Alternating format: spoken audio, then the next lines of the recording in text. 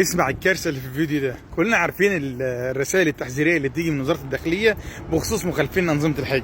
تمام، ماشي، عديها. طيب كلنا عارفين ان طلبات الزياره كانت واقفه وامس اشتغلت. ماشي، عديها.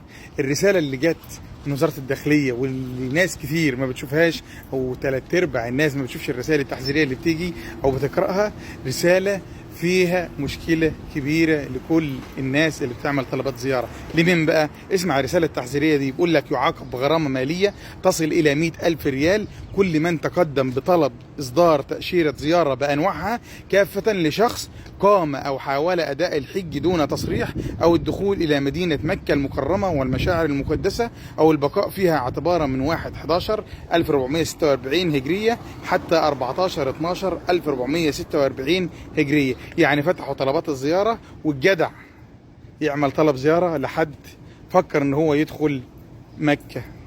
يلا.